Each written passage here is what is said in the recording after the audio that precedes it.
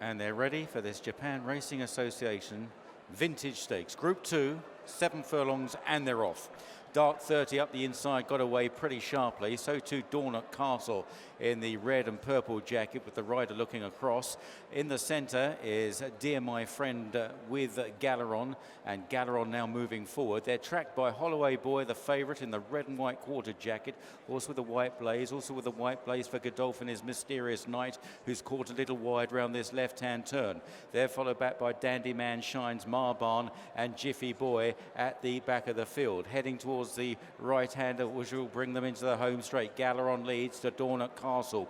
Mysterious Knight has made ground, albeit tracking wide, but just strides leisurely into the lead there. Mysterious Knight in the hands of William Buick. Took it up going very easily indeed, but still a long way to go.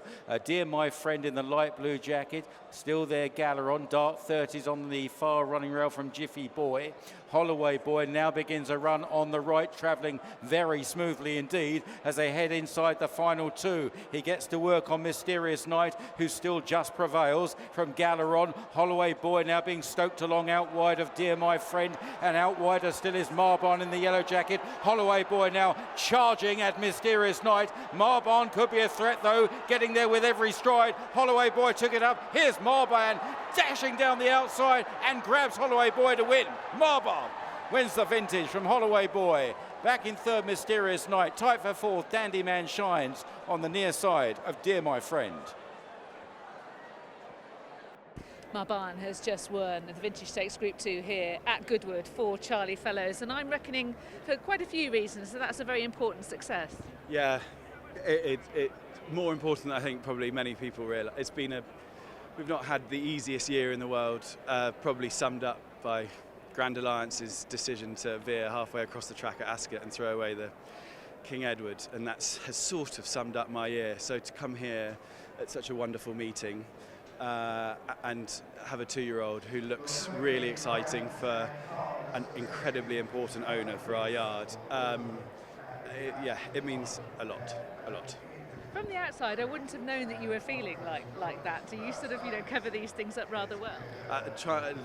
The old duck analogy of trying to look as relaxed and serene on the surface, but paddling like mad under the water, I think probably is quite a good one in this instance. Yeah. I think we can call you a swan at this stage. It was that was a Group 2 after all. Thank But it is important with you mentioned that Sheikh Ahmed Al Maktoum, this is the first draft of 2-year-olds that he sent to you, and to have one that you earmarked as a potential group horse, then win the Group 2 Vintage Stakes, I imagine is very satisfying. Yeah, really satisfying. It was a huge boost over the winter to find out that we were going to get 3 yearlings, and to have one as nice as him in our first year really is it's just so important, because hopefully it will give him confidence to send us more next year, and other people as well. We're still a relatively small yard. We're desperately trying to join that sort of top table, and wins like this really help that. It was at an early stage that you identified that this horse was pattern class. What was it that gave you that confidence? What did you see? He's a really good-looking horse. I'm sure you saw in the paddock. He's got a lovely mind, and his work early on had always caught the eye.